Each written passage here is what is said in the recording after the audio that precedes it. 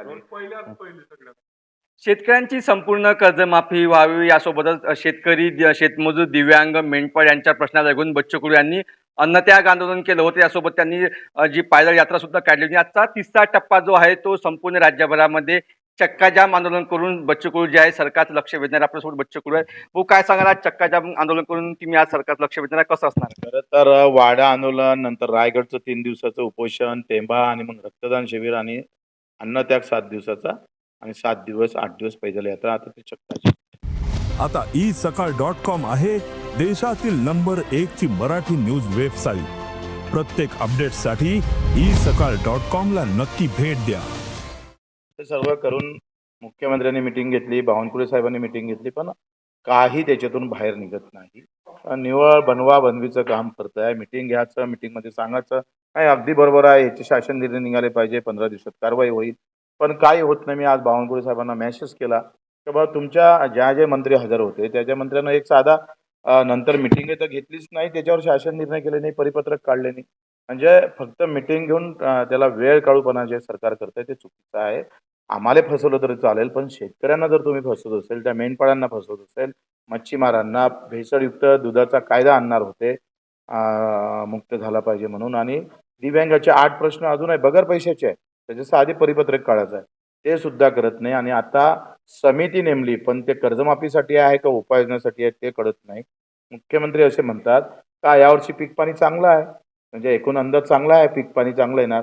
मुख्यमंत्री महोदय, पीक पाणी चांगलं येऊन चालत नाही. पिकाला भाव जर भेटला नाही तर पीक पिकून त्याचा फार जास्त फायदा होत नाही. म्हणूनच स्वामीनाथन म्हणत होते का उत्पादनापेक्षा उत्पन्न महत्वाचं आहे.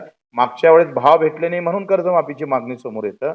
शेतकरी अडचणीत आहे प्रचंड, रोज मरताय, रोज आत्महत्या होत आहे, आणि तुम्ही जर अशा प्रकारची बनवाबनवी करत असेल तर चुकीचं होईल. शेतकरी रस्त्यावर आल्याशिवाय राहणार नाही. हा निवड बच्चू कडूचा चक्काजाम नाही, हा शेतकरी, शेतमजूर, मेंढपाळ, मच्छीमारांचा चक्काजाम आहे, दिव्यांगांचा आहे. सर्व पक्षातले शेतकरी, जाती धर्मातले लोक एकत्रित होऊन चक्काजाम करत आहे. त्याचा खरं तर एक इशारा सरकारला देत आहे. राज्यभरात चक्काजाम आंदोलन होत आहे. अनेक कार्यकर्त्यांना पोलिसांच्या ज्या नोटीस आहेत त्या नोटीस बजावलेल्या आहे, काय सांगा? प्रचंड धमकावणं सुरू आहे. 200-300 कार्यकर्ते नागपूरच्या एसटीनं डिटेन करून ठेवले, त्यांना मिटिंगला बोलावलं आणि अटक करून ठेवलेलं आहे. अशा प्रकारचं शहाणपण पोलीसवाले जे करतात हे गुलामीत असल्यासारखं, म्हणजे ते बीजेपीचाच SP आहे अशा पद्धतीनं काम नागपूरचा पोलीस अधीक्षक करत आहे. आम्ही सांगतोय का जिथं पोलीस अधीक्षक आम्हाला आत्ता आंदोलन करू देणार नाही तिथं आम्ही पुन्हा करणार आणि मुद्दामून करणार आहोत. तुम्ही जर अशी दडपशाही सुरू केली तर त्याचे परिणाम पोलिसांना भोगावं लागेल. आम्ही 1 ते 2 तास फक्त चक्काजाम करतो आहे, फक्त निदर्शने करतोय, आणि ते जरी करू देत याची तयारी नसेल तर त्याचे परिणाम भोगावं लागेल. सरकार आंदोलन दडपण्याचा प्रयत्न करत आहे. हा, तशाच पद्धतीनं निर्देश दिलेले आहेत का मला वाटतं एक जिल्हा सुटला नसेल जिथं कार्यकर्त्याला पोलीस ठाणेदारांना धमकावलं नसेल, तुमच्यावर गुन्हे दाखल करू, कायमचं अटक ठेवू, जमानत होऊ देऊ नये, अशा पद्धतीचे धमकावणं सुरू आहे. हे तर बच्चू कडू राज्यभरामध्ये जे आहे ते शेतकऱ्यांच्या प्रश्नाला घेऊन आज चक्काजाम आंदोलन करणार आहे. मात्र दुसरीकडे बघितलं तर पोलिसांची जी आहे कार्यकर्त्यांना धरपकड सुद्धा आहे. त्यामुळे आता या आंदोलनाचा सरकार कसा धसका घेईल यावर काय निर्णय निघेल हे पाहणं आता औत्सुक्याचं ठरणार आहे. अमर गटारे, साम TV, चांदूर बाजार, अमरावती.